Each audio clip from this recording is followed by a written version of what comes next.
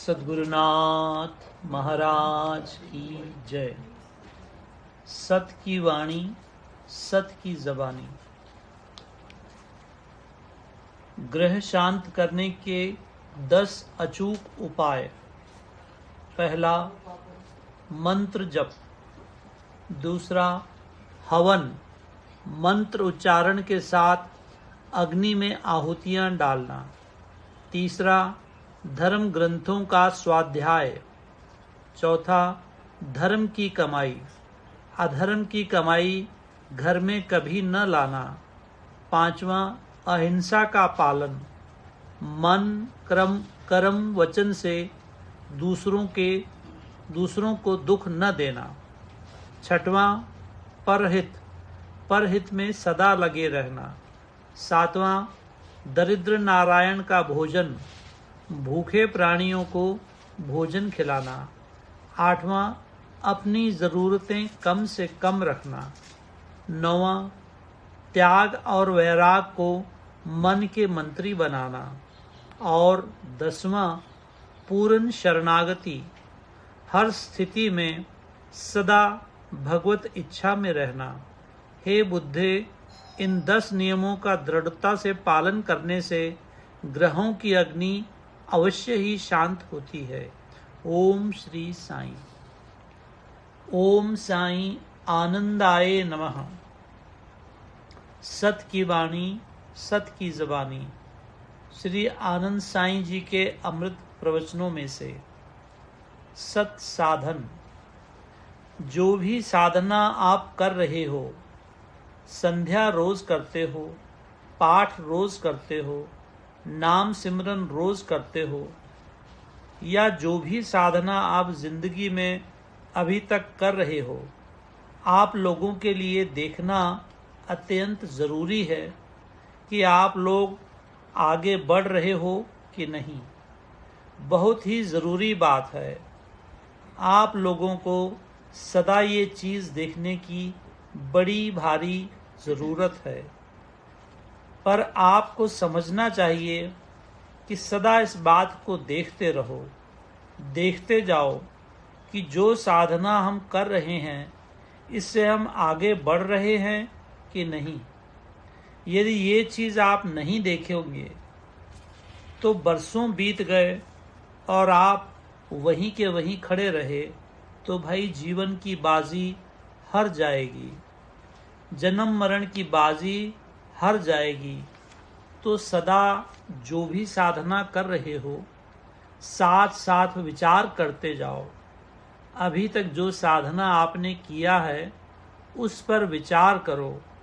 अब अच्छी तरह से विचार करो बैठ के कि इतनी उम्र हो गई, हमने पूजा किया या पाठ किया या नाम सिमरन किया, उससे हम कितना आगे बढ़े, कितना मोह और माया से हम छूटे, कितना कुछ हम माया से निकले, कितना कुछ हम इस संसार के मोह से निकले।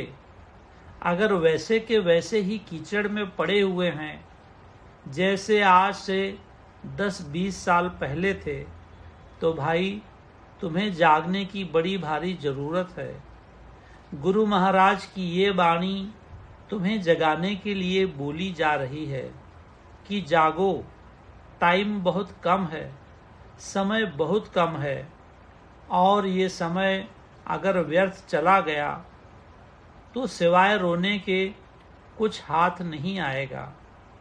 अभी कल ही हमने चर्चा किया कि एक बहुत गलत तरीका संसार में चला हुआ है, ये नियम के अनुसार पाठ करने का।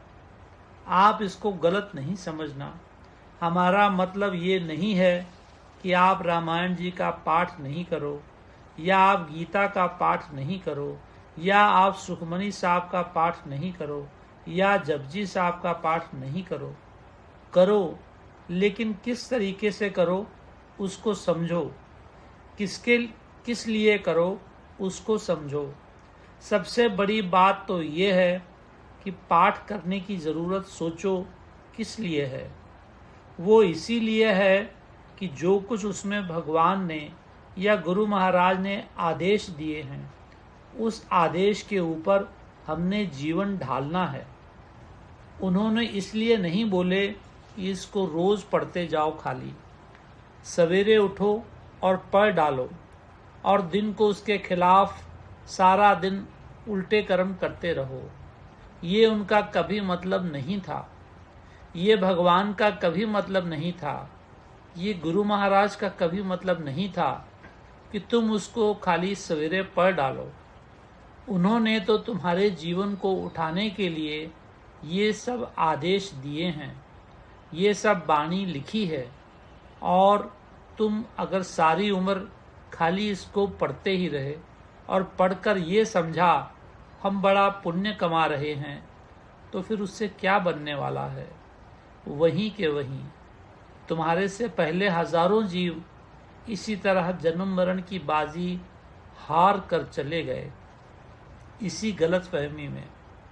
उनको कोई सच्चा सद्गुरु मिला नहीं जिसने बताया हो कि तुम ये क्या कर रहे हो, तुम अपने ऊपर जुल्म कर रहे हो ये काम करके।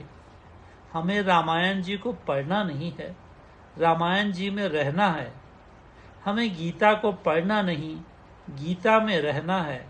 हमें सुखमनी पढ़ना नहीं, सुखमनी में रहना है। और इसके लिए आप चारों तरफ नज़र मार के देखो, हमारे ऊपर भरोसा मत करो। जो खाली पढ़ने में रह गए उनका जीवन देखो, सारी उम्र गुजर गई, सिर से लेकर पैर तक पूरे के पूरे माया में फंसे हुए हैं। हमें तो चारों तरफ ये ही दिखता है कि क्योंकि खाली पढ़ने में लगे हुए हैं।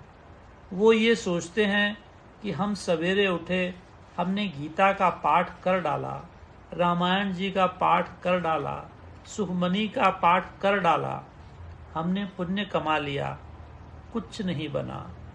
जहाँ पर आज से 20 बरस, 30 बरस, 40 बरस पहले थे, वहीं के वहीं पर पड़े हुए हैं। अब सोचो, सोचने की ज़रूरत है कि नहीं?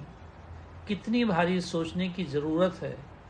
अगर तुमने ये धर्म ग्रंथों को पढ़ना ही है, और पढ़ना ज़रूरी है एक तरह से, तो उसको ये दो चीज़ों के लिए पढ़ो।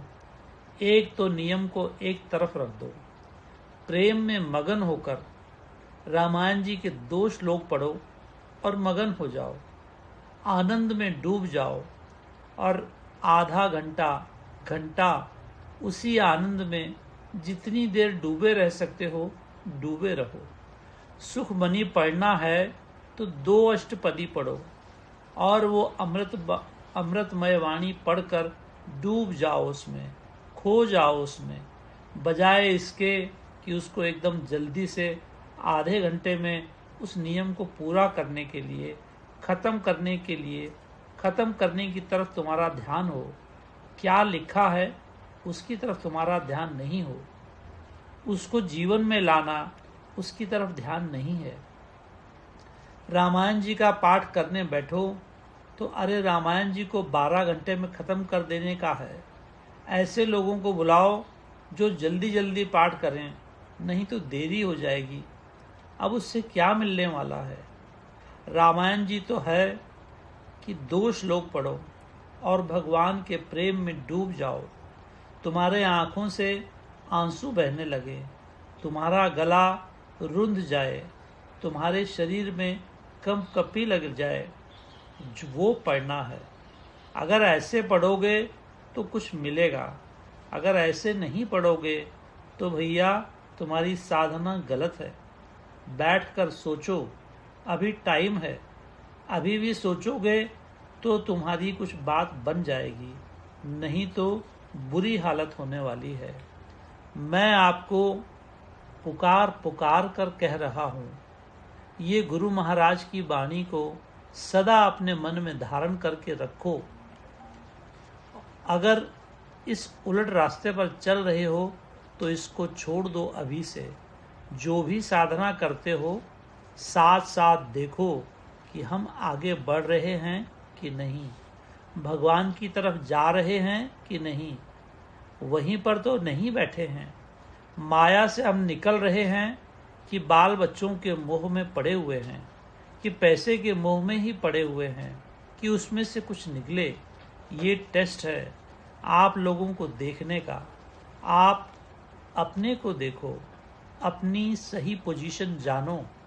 हम कहाँ पर हैं, हमें कहाँ जाना है, कितना टाइम रहा, कितना टाइम हमने खो दिया। सद्गुरुनाथ महाराज की जय। सारी बात